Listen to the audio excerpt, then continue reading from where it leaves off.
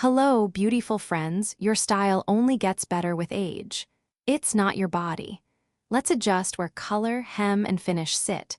Your outfit may be beautiful, but the way the hem, contrast, or finish is placed can make you read shorter and wider than you are. Give me a few minutes and I'll show you the fixes. No new clothes required. Shop your closet first. If one tip helps, save this to try tonight. Before you say a word, color, vertical lines, and fabric speak for you. When they cut your body in half, you look shorter. When they build a clean column, you look taller, calmer, and more confident. On Golden After 60, we use a simple, repeatable toolkit. Value contrast 70/30, column and open layer, face light palette, Rule of Thirds hemline, and tailored knot tight. Ease you can breathe in. Quick definitions as we go. A column means your top and skirt or pants live in the same lightness or darkness. Value is light/dark, not the color itself. Pick shoes that show more of the top of your foot to lengthen the leg. This is a free upgrade. We're remixing what you already own. If practical, closet-first fixes are your thing, consider subscribing to Golden After 60 so the next episode finds you right when you're ready for it. Mistake number 1, breaking the column. Fix, column and open layer. The mistake is easy to make. You mix a light top with a dark bottom or the reverse, and then button your cardigan or blazer across the middle. Every contrast change acts like a stop sign. The eye pauses at your midline, and you read shorter and wider than you are. The fix is just as simple. Build a value column and keep your third layer open. A value column means your top and skirt or pants live in the same light-dark family, so the body reads as one clean shape. Then add an open cardigan, blazer, or shirt to frame a long vertical track. Think of rails on a train. They guide the eye up and down. Picture this, a navy knit tank and a navy midi skirt, topped with a soft cream cardigan worn open, a pointed toe flat, and a small structured bag. It looks crisp, vertical, and effortless. Keep most of your outfit in one tone. Put the lighter part near your face. Keep the layer at the portrait area matte or semi-matte so it doesn't bounce light off skin texture. Save any gentle sheen for the lower half where movement reads as quiet, expensive. This works everywhere. At the office or a luncheon, try a pont column with an unbuttoned blazer and low block heels. For travel and errands, a jersey column with a linen overshirt and a sleek sneaker keeps you polished and comfortable. For evening, a satin skirt column with a crepe topper and pointed flats gives glide without glare. Use this quick outfit formula. Knit tank or tee, tonal skirt or trouser, open layer that hangs straight, pointed toe or low vamp flat, small to medium structured bag, and one near-face jewelry piece. Tailoring makes a big difference. The shoulder seam should sit right at the shoulder head, not droop past it. If you're in trousers, hem to kiss the shoe, just brush the top so the line never puddles or chops. For my own closet at 60, I'm 5'4". If I close a light cardigan over a darker base, photos make me look boxy. When I switch to navy on navy and wear a light layer open, my posture relaxes and I gain visual height without buying a thing. Footwear matters. If you need support, choose low vamp comfort flats or clean sneakers with arch support and match them to your leg or column value. Low contrast extends the leg. The low vamp keeps more of the foot visible, which lengthens the line. Try this at home. Take 2 window light selfies, one with your layer closed over mixed values, one with the layer open over a value-matched base. Which looks taller? You'll see it immediately. Tell me your best column color, navy, charcoal, chocolate, or sand, and whether you wear glasses and your current hair color. I'll suggest a near-face shade for your open layer that brightens you without glare. Next, we'll keep that long line and learn how to suggest the waist. Structure without squeeze. so your 1/3 to 2/3 proportions stay intact all day. Mistake number 2, forcing the waist fix. Suggest, don't squeeze. Clamping everything tight makes you look shorter and tense. Letting fabric hang straight makes you look boxy and cut in half. The fix is simple. Suggest the waist, don't squeeze it.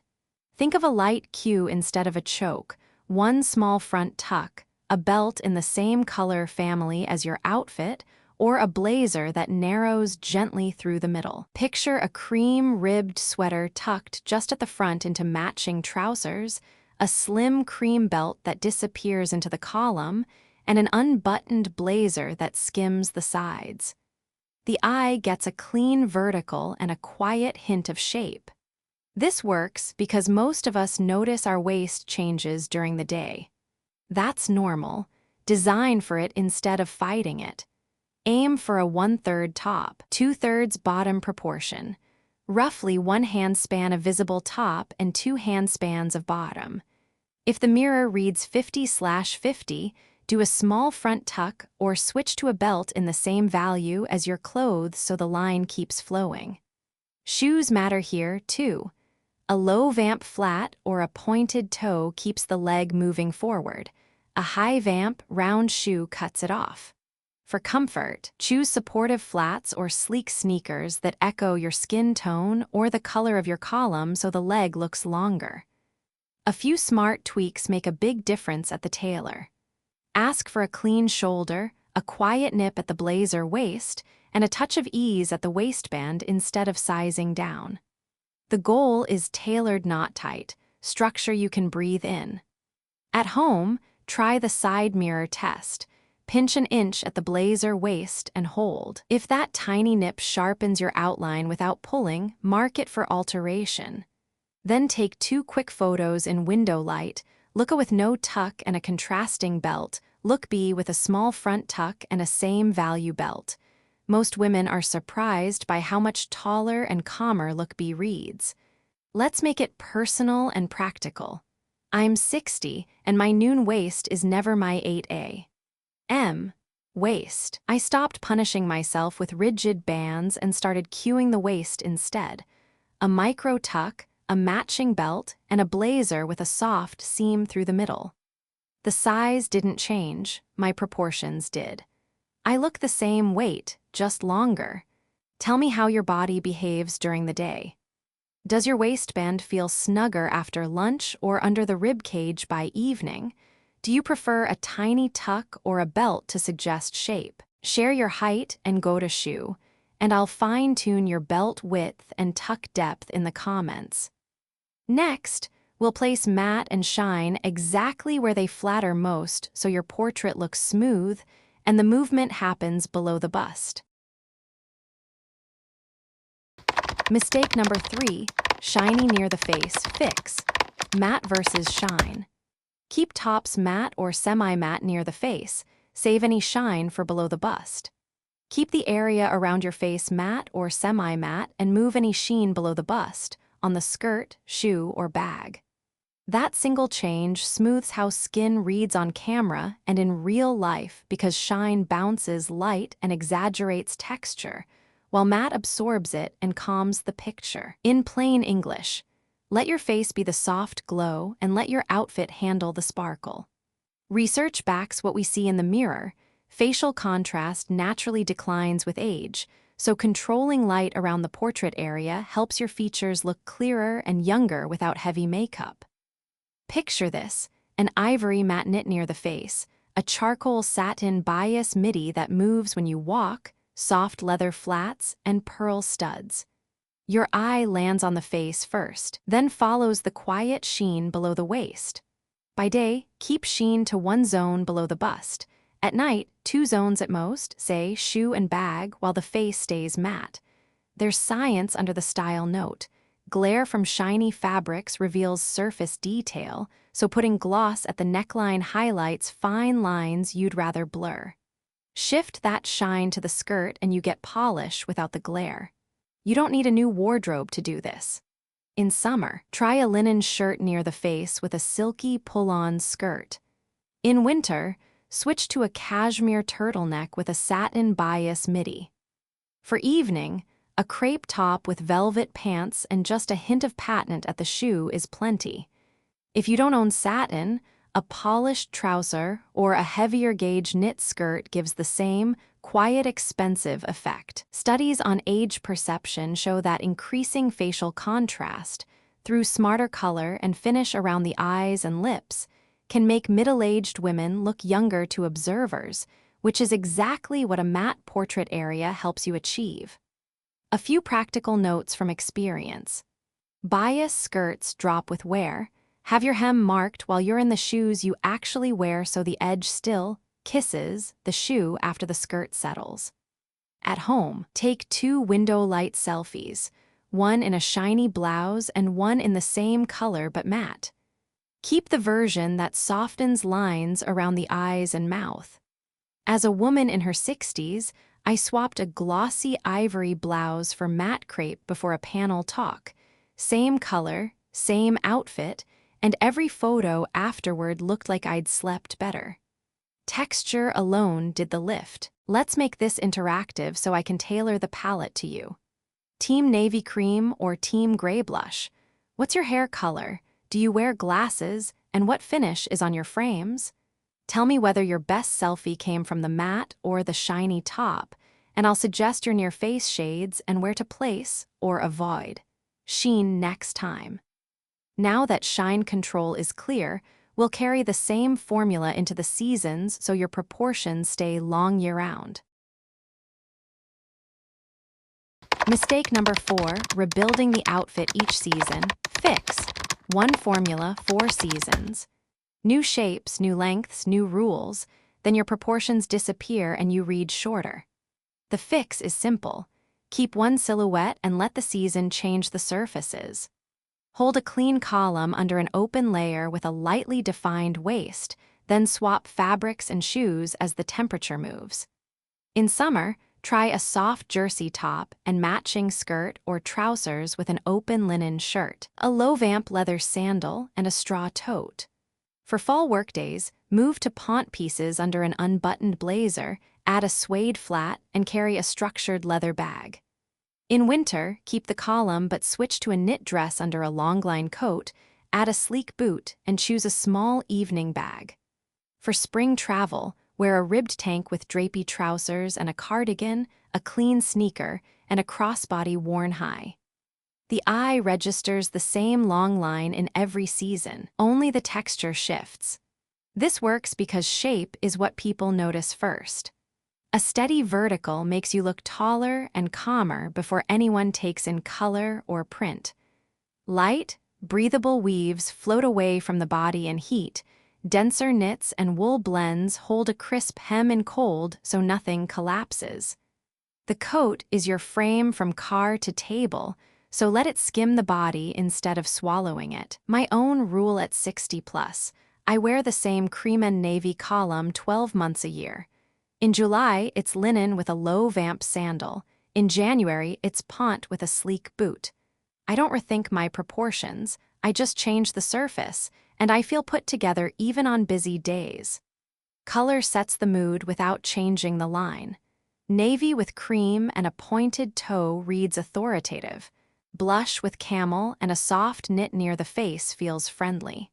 For evening, cool coloring looks radiant in emerald or sapphire with cream. Warmer coloring glows in deep teal or rich berry. If you're softer or more muted, charcoal with a pearl highlight is beautiful. Keep one near-face piece year-round, studs, a short pendant, or a softly colored scarf, and let your bags move from straw to leather to velvet as temperatures drop. Fit details finish the job. Long coats should skim, not swallow. If you're petite, let a hint of sleeve or hem peek out for balance, and keep hems brushing the top of the shoe so the column never breaks. Tell me which season challenges you most, heat or layers, and your favorite piece for that time of year. Share your height and usual shoe, and I'll map the best fabric swap and hem for you. With your 4-season formula locked in, The next step is controlling accessories so scale and placement keep that vertical line intact. Mistake number 5, accessory drag. Fix, accessorizing control. Big bags that sit on the hip and dark, high front shoes make your legs look shorter. Wear the bag higher, rib level, and match shoes to leg or tights to keep the line long. Keep it simple, one standout color at a time, everything else quiet. Picture it, a medium, structured crossbody adjusted 2 holes shorter so it sits high. A simple flat that shows some foot in a soft beige that blends. Small hoops near the face. Clean, lifted, intentional. Why this works is straightforward. A bag worn high pulls the eye up toward your face and posture. A lower front shoe visually extends the foot, which extends the leg. Frames matter too. If you're petite, skip oversized, high-contrast glasses. Pick frames that echo your hair or skin tone along the brow line so your features look balanced, not overpowered. For sunglasses, look for labels that say 100% UVA/UVB and choose a size that matches your face width. Coverage should protect, not swallow you. After 60, comfort is not optional. Many older adults deal with foot pain that affects balance, so pick flats with arch support and a roomy toe box, then keep the color low contrast so the look stays long and sleek. Use this where it counts. Daytime, raffia or pebbled leather in a medium scale and sunglasses that actually fit your face. Evening, scale the bag down, switch to a pointed or softly pointed flat, and choose one gentle luster, pearl or a quiet metal, rather than competing shines. Travel, a crossbody that sits above the hip, plus a sleek sneaker in a shade close to your skin or tights so your leg line doesn't get chopped. Follow a simple outfit formula and you won't miss. Hold your top and bottom close in tone, add an open layer. Wear a shoe that blends, carry a medium bag higher on the body, and limit jewelry to one near the face and one at the wrist. A quick tailoring tip. Punch extra holes in your crossbody strap so you can lift the bag. The difference in photos is real. Try this at home. Stand in window light, move your bag from hip to ribs, and take 2 photos. Which shot makes your legs look longer? Keep that carry height. Skip pairing oversized sunglasses with an oversized tote if you're petite. Pick one hero and let the line breathe. 2 quick questions so I can help you dial this in. Where does your everyday bag hit? In inches from shoulder to the bottom of the bag? And what shoe color do you wear most with bare legs or black tights? Share below and I'll fine-tune your best carry height and shoe match. Next, we'll apply the same lift the line logic to hemlines so your column never gets cut at the calf. Mistake number 6. Hem at the widest point. Fix. Rule of Thirds Hemline. The quickest way to look shorter is to let your hem land on the fullest part of your calf or to let pants pool at the ankle. The fix is simple and kind. End the skirt where your leg narrows, and for maxis and trousers, let the hem just brush the top of your shoe. Picture a knit midi that finishes a touch below the calf's roundest spot, a low-cut flat in a similar color to your leg or tights, and a long coat that skims without swallowing you. The eye travels straight down instead of stopping halfway. Here's why it works. A hem sitting on the calf's widest point creates a hard horizontal line, like a stop sign across your legs. Shift that line down to the lower part of the calf and pair it with a low-cut shoe, and the vertical comes back. For dressier days, choose a bias-cut midi that ends just below the widest part of the calf. For casual days, hem a wide-leg trouser so the front barely meets the shoe. No puddles, no stacks, just a clean drop. Pin 3 trial hems, slightly higher / best guess / slightly lower. Walk, then pick the longest looking photo. For most bodies, a midi looks best about 1 to 2 inches below the fullest part of the calf. A maxi should finish roughly 1/4 to 1/2 inch above the floor in the shoes you actually wear. so it kisses the shoe instead of dragging. Trousers should clear the floor at the back by about 1/2 to 3/4 of an inch, with only a small bend in front. If you're petite, take each of those targets down by about 1/2 an inch to keep your line uninterrupted. Choose shoes that are low-cut on top or that blend with your leg or tights. Either option quietly adds visual length. Before you commit to a needle, do what I do at 62, the tape and walk. Tape the hem at 3 lengths, slightly higher, your best guess, and slightly lower, then walk around in your usual shoes and take photos in window light. Pick the image where your body reads longest. If you love bias skirts, wear the skirt for a few hours and check. Bias can drop 1/4 to 1/2 inch with movement. A quick story to prove the point. I trimmed a single inch off a bias midi that always bunched at the ankle. The moment it kissed the shoe, the glide returned. That evening my client texted, "Everyone says I look taller. I didn't buy anything new, I just hemmed. Tell me your height, the shoes you wear most, sneaker, flat, or boot, and whether your calves narrow quickly or stay fuller toward the ankle. I'll give you a precise target, midi in inches or trouser back hem from the floor, so you can pin with confidence." With hem length working for you, the next place women lose height without noticing is accessory placement and shoe contrast. Let's dial those in so your vertical stays uninterrupted. Stop letting your clothes make you look smaller. It isn't your body, it's the map you're using. Color sets the tone first. Silhouette seals the impression. When you want quiet authority, go navy with cream and keep the lines sleek. A Pont pencil with a pointed flat reads decisive without shouting. For warmth and approachability, choose blush with camel and a gentle circle skirt, and keep the knit at your face matte so skin looks smoother on camera. For a magnetic evening, let emerald sit against cream and choose a wrap or a pleat with a little weight. Keep any shine below the bust so light doesn't bounce at the neckline. Dress for the situation, not the trend. Day and errands call for an A-line, a clean sneaker, and an open cotton shirt. Meetings look finished with a Pont pencil under an open blazer and a pointed flat. Dinners and events love a wrap or a weighted pleat with a kitten heel. Keep the area around your face about 1/2 to 1 step lighter than the rest of the outfit and stay matte or semi-matte up top. Reserve micro sheen for the skirt so you don't spotlight texture. When in doubt, remove one horizontal cut, a belt that bisects your waist, a bag hanging at the hip, or a high-contrast, high-vamp shoe. Before you go, lock in the essentials. Build verticals with a value column, add an open third piece, and keep your waist visible. Light the face, not the shine. Hold the portrait area slightly lighter and matte. Place any sheen on the skirt.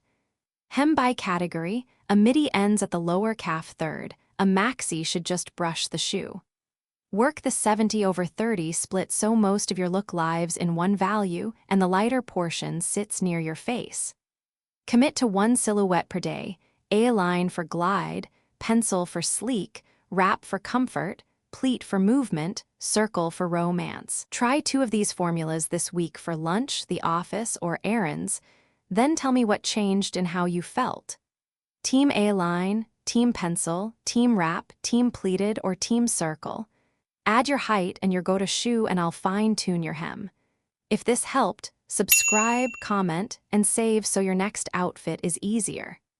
I'm here every week on Golden After 60, turning fashion into friendly formulas that work on camera and in real life.